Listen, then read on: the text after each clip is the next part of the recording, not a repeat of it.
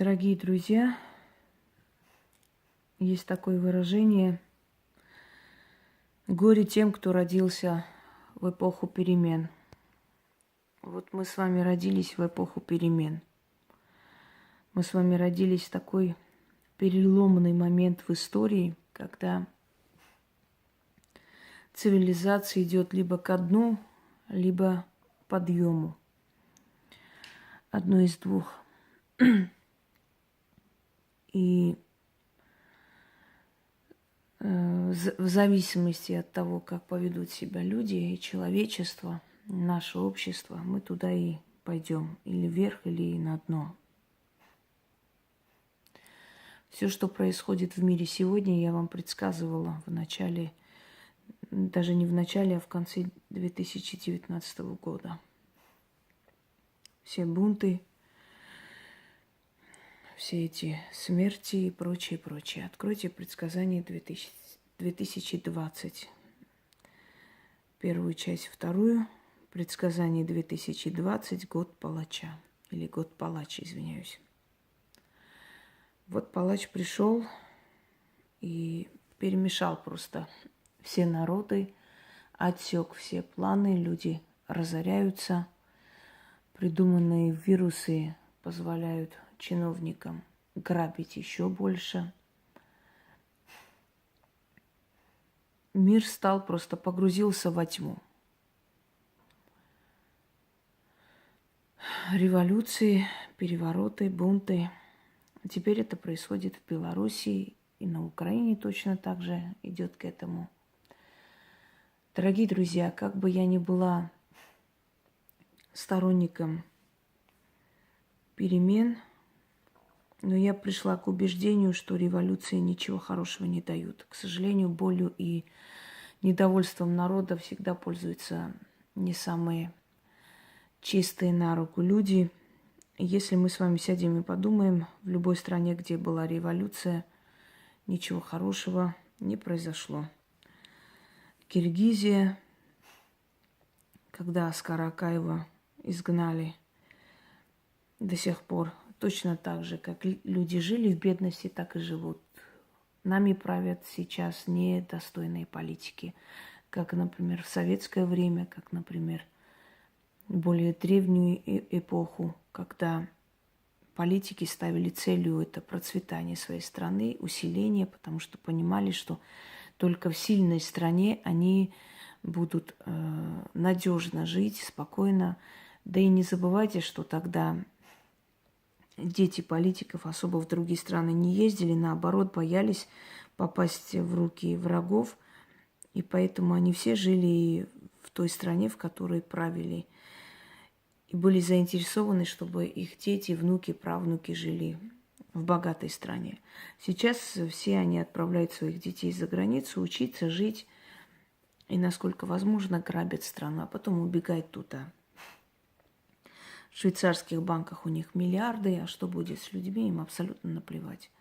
Пришел век недобросовестных политиков. Если кто-нибудь из вас думает, что те, которые правят нами, умнее нас с вами, вы очень сильно ошибаетесь. У них некоторых нету даже среднестатистического образования и ума, и знаний. Но что у них есть? У них есть способность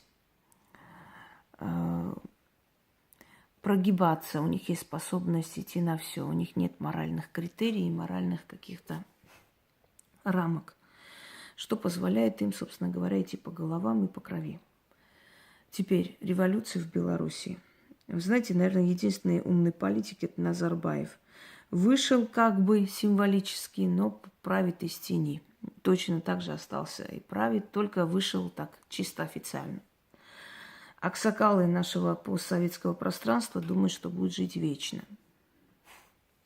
Весьма смешат, когда люди принимают законы, которые должны обезопасить их навеки вечные. Мне помнится, когда Юлий Цезарь объявил себя богом и вседержавным императором был убит. Когда Комод объявил себя единственным властителем и был убит. Когда Нерон себя объявил сыном богов и его не стало. Когда Чаушеску считал, что он просто неуязвим, и его не стало. Таких примеров масса.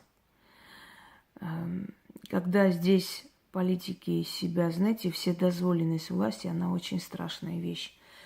Я говорила, неограниченная власть в руках ограниченных людей может привести к трагедии. Нет правления среднего. Вы знаете, путем методом кнута и пряника есть жесткое правление, путем насилия, путем силы брать то, что твое. Но, к сожалению, большому, французы еще говорили, после Великой Французской революции, когда всех организаторов французской революции и тех, кто рубил головы монархам и прочее, точно так же жестоко убили, казнили. И тогда один из организаторов французской революции, Робеспьер, сказал: революция – это чудовище, которое пожирает своих же детей. И как бы сейчас вы ни сказали, что вот батька такой-сякой, да, он не святой человек, и он вообще переходит грань, действительно делает жестокие уже вещи. Но хочу сказать, что это был все-таки единственный честный политик, который не поддался вот этому барановирусу для того, чтобы народ полностью обнищал и не допустил вот этого всего. Вы, конечно, можете не соглашаться со мной, но я считаю, что идти против такой системы и стать персоной нон-грата – это тоже нелегко. И заметьте, после того, как он не пошел на поводу мировой политики, в Беларуси началось вот это все, чтобы его свергнуть. Ничего не напоминает? Те страны, у которых есть нефть, они очень радуются. Я думаю, им радоваться не очень нужно, потому как есть такой момент, большие страны, сильные страны, которые делают погоду в мировой политике, они, как правило, знаете, грубо говоря, доят просто эти малые страны с нефтью. И если малые страны не соглашаются доиться, то там происходит революция.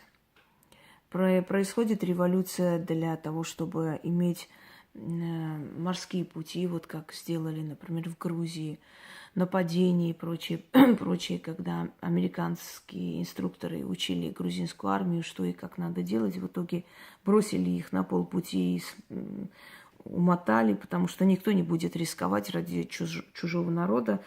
Знаете, такое понимание, наемники никогда своей жизнью не рискуют ради чьей-то земли. Вот если за твоей спиной твой дом и твои дети, да, ты сражаешься как лев и до последнего, скажем, издыхания ты будешь биться. Но если это чужая земля, ну тебе 100 лет не надо. Голову прячешь, уезжаешь, получаешь свои деньги за это все.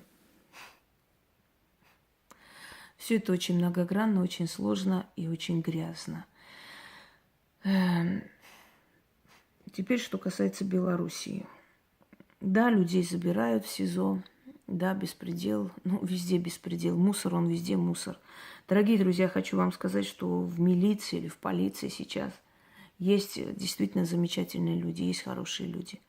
У нас пренебрежительное отношение с некоторых пор, потому что мы просто устали видеть этот беспредел, знаете, эту наглость, когда женщину в форме говорят ей: и что, если завтра вам скажут стрелять по детям, вы что, будете стрелять? Она спокойно сказала: если скажут стрелять, будем стрелять. Ну, как любить таких, скажите, вот таких? Когда участковый там поголовно арестовать всех, поголовно, молодая девушка. И самое омерзительное, когда мы видим, что наши доблестные милиционеры, да, бабы в основном с открытой задницей во всех сайтах являются просто как конченые трассовые существа. И они сидят, значит, в этих местах, на этих скамьях судьи, и они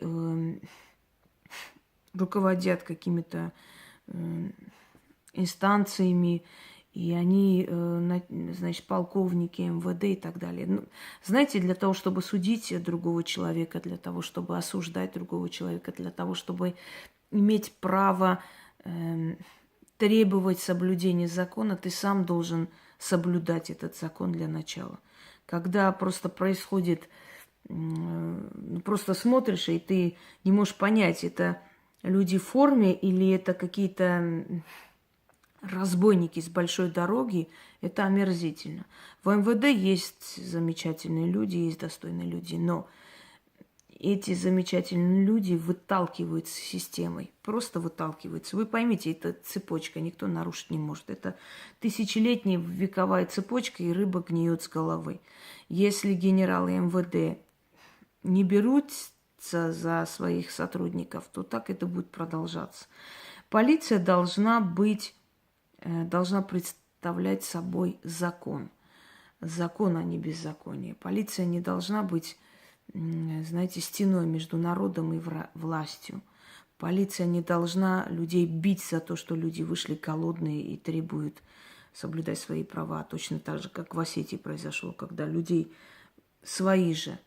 Ну что удивляться, как если осетины, у которых вековые традиции, вообще для них честь, это на первом месте, начали ходить по домам и ловить буквально детей, просто подростков, там, молодых мужчин, бить их, заставлять там что-то подписывать, на них фабриковывать дела уголовные, то, знаете, на Кавказе всегда существовала вот такая родственная связь, и когда это тоже нарушено, когда человеку все равно, что о нем подумают его родственники, соседи, это уже страшно. Это уже ты начинаешь понимать, что человек одевает форму и забывает, что он человек. Хотелось бы, чтобы властимущие все-таки одумались. Одумались и поняли, что мы пришли сюда для того, чтобы защищать своих граждан. Мы не должны быть наемной армией против своих граждан. Вот это омерзительно. Теперь революции. Честно, я не за революции. Я за то, чтобы революция происходила внутри людей. Уйдет Петрович, придет Васильевич, ничего не поменяется. Не появятся сверху там деньги, страна сразу не поднимется и так далее. С себя надо начинать. С себя нужно начинать. Нужно стремиться к чему-то, подниматься. Я знала людей и знаю людей, которые при любой власти живут хорошо и замечательно. Потому что они работают, стремятся, поднимаются. Конечно, есть тысячи препятствий, и все, что вы проходите, вот эту бюрократическую машину проходила я в том числе. Элементарно в своей квартире прописаться я не могла. Как не могла? Они взяли паспорт, сказали прийти какое-то время, я пришла, паспорта нет, никого нет, ничего нет, а у меня срок действия. То есть, получается, я человек бесправный, на улице остановит, у меня нет ни документа, ничего. Я говорю, отдайте хотя бы мой документ, ну не прописали, ладно, езжайте сюда, езжайте туда. Я уже вышла из себя, я говорю, я сейчас иду в милицию и пишу на вас заявление, что вы незаконно удерживаете мой паспорт. А что я могу еще делать? У меня выхода нет. Если вы мне документ не выдаете, я без документа как буду ходить? Я, получается, незаконно вообще живу. Меня могут на 15 суток закрыть в любом месте. У меня нет документов, понимаете? И наглую, спокойно, ну, я не знаю, у нас это не, ну, езжайте туда, езжайте сюда. Пока я не сказала, что я сейчас пойду напишу, просто пускай они разбираются, почему вы мне не выдаете, государственный орган, вы не выдаете мне мой паспорт, я не могу понять. Через пару минут позвонили вдогонку.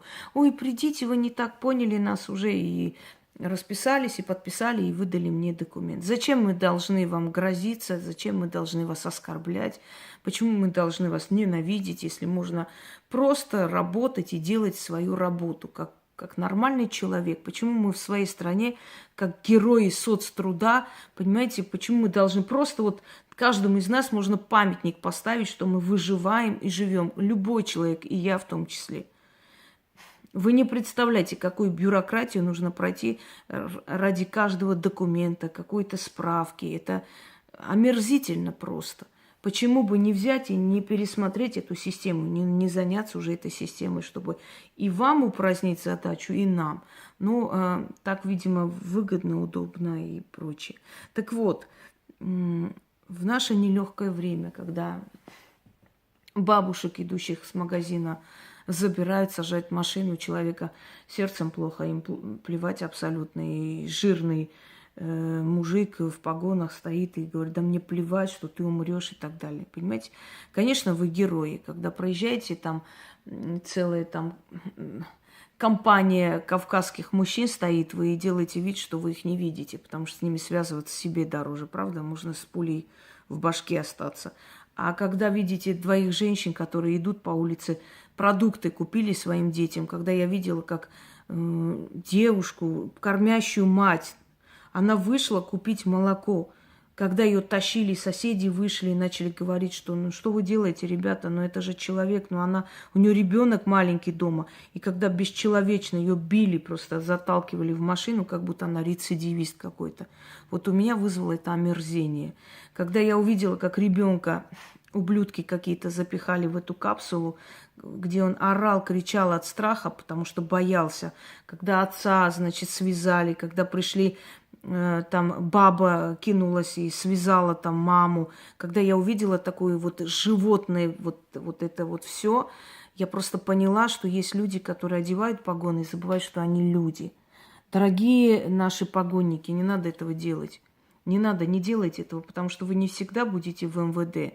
Вы оттуда можете уйти. Вы вообще люди, вы выйдете на улицу. Вы знаете, сколько было в 90-х судей, которых ради таких вещей расстреляли? Сколько было начальников колонии, у которых весь дом спалили? А помните, в Дагестане зашли, убили детей начальника МВД? Конечно, дети не виноваты, абсолютно невиновные дети, 3 сыновей, зарезали этих детей.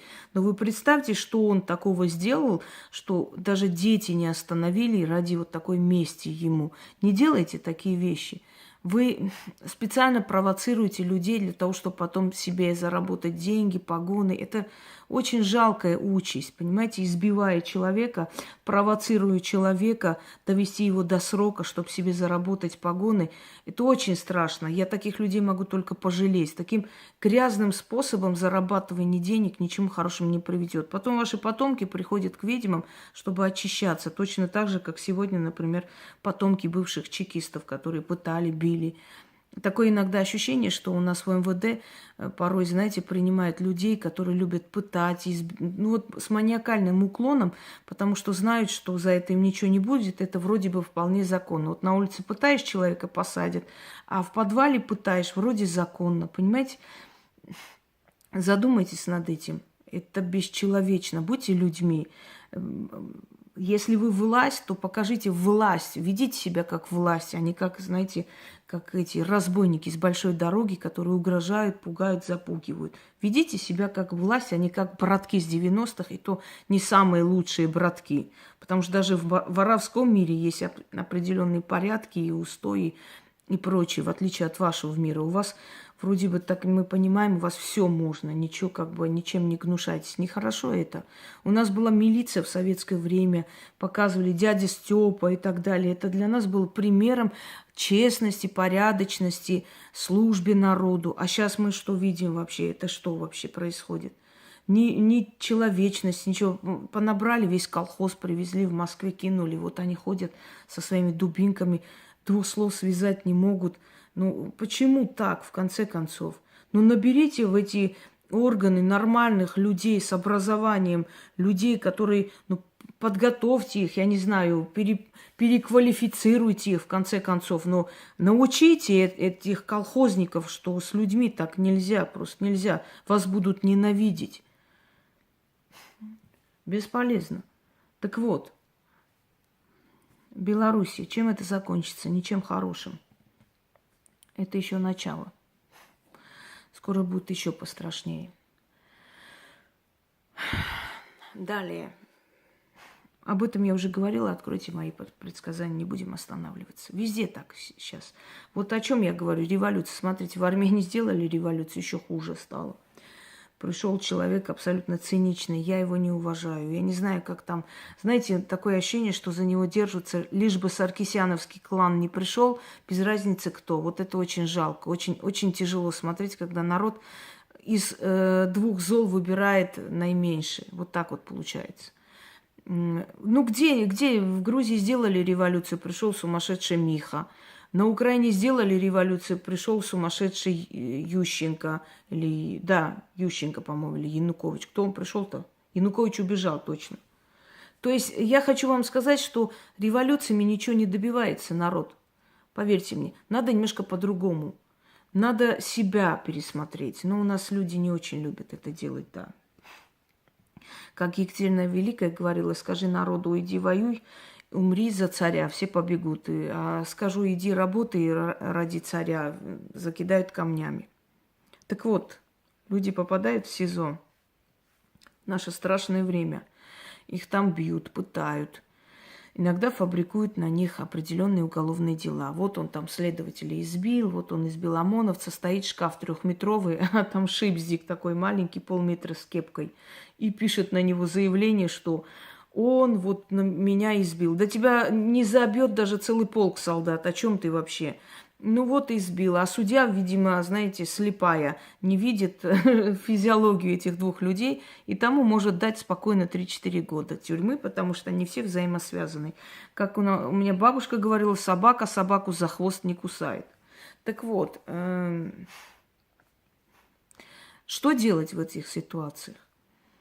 Мне столько написали, что я решила все-таки дать более-менее возможный ритуал, такой для людей, да, чтобы выручить тех, кто в СИЗО, и тех, кто незаконно, незаслуженно там оказался. Это касается не только таких вот происшествий или сегодняшнего дня, это касается вообще всего времени. Если человек невиновен, попал в СИЗО, следственный изолятор, и вы знаете, что оттуда две дороги, либо тюрьма, либо свобода.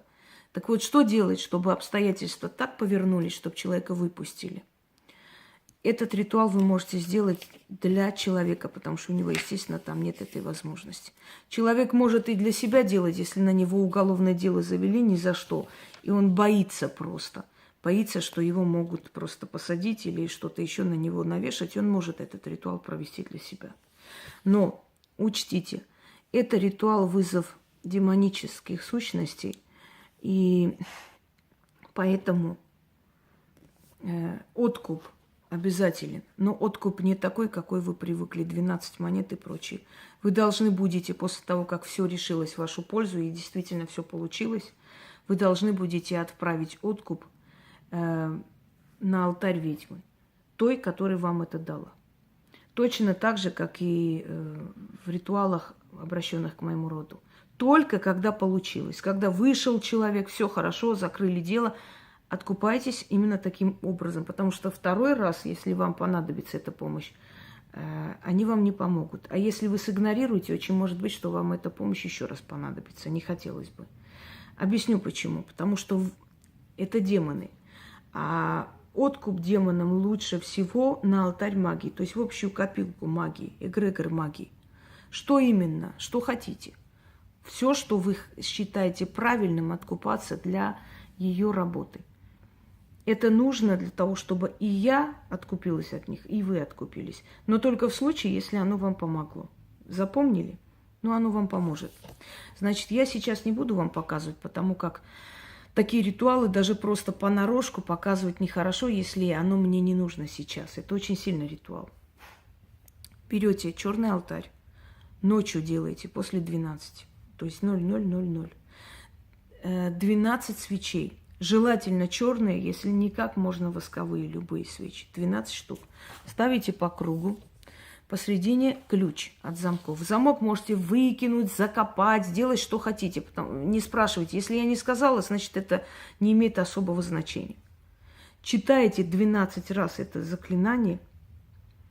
Идете или в тот же день, или в следующий день. Но в течение 3 дней вы должны это делать.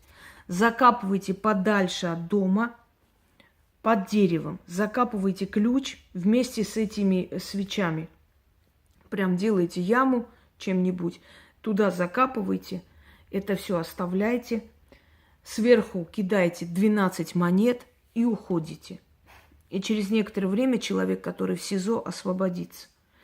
И вы откупаетесь на алтарь ведьмы. Еще раз говорю, что именно? Все, что хотите. Травы, статуи, благовония, не знаю, свечи, что угодно. Что-то эксклюзивные, камни, или что-то необычное, но на алтарь, потому что это должно идти в магию, больше никуда. Итак, начнем. Читать 12 раз, по кругу ставить свечи, посредине любой ключ, отнести, закопать под деревом. Вместе с огарками свечей ждете, пока догорит, чуть-чуть останется, можете потушить. Не дуть. Закопать, оставить 12 монет, уйти.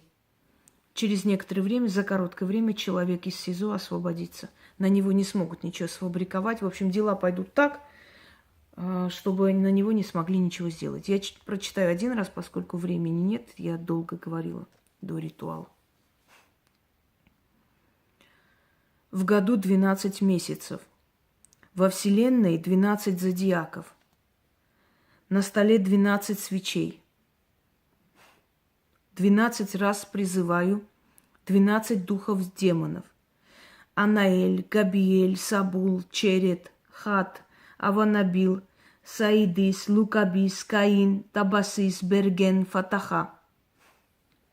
Берите сей ключ, идите, найдите его имя. И этим ключом его освободите. Да откроет демонический ключ все двери и оковы, все замки и засовы. Сей ключ всем закрыт. Все. Сей ключ всеми закрытыми замками повелевает. И силой демонов их открывает, двери отворяет. И имя его выпускает. О духи демоны, прошу исполните, а откуп на ваш алтарь обещаю. На том и заклинаю. Истинно так. Извиняюсь, что сбилась, просто мысли не в ту сторону. Усталость, видимо. Еще раз прочитаю на всякий случай. В году 12 месяцев. Во Вселенной 12 зодиаков. На столе 12 свечей. 12 раз призываю 12 духов демонов. Анаэль, Габиэль, Сабул, Черет, Хат, Аванабил, Саидис, Лукабис, Каин, Табасис, Берген, Фатаха. Берите сей ключ, идите, найдите его имя. И этим ключом его освободите. Да откроет демонический ключ все двери и оковы, все замки и засовы. Сей ключ всеми закрытыми замками повелевает, и силой демонов их открывает. Двери отворяет, а его имя выпускает. О духи демоны, прошу исполните. А откуп на ваш алтарь обещаю. На том и заклинаю. Истинно так. Остальное вы знаете, что делать. Берегите своих родных и близких. И не зря сказали, горе тому, кто родился в век перемен. А мы с вами родились не только в век перемен, а еще и в век 90-х, еще и в век переломный, еще и в век войн, век дележа, век страха, век мировой мафии, чего только не век. Но, знаете ли, ничего, прорвемся. Только духом не падайте. Всем удачи!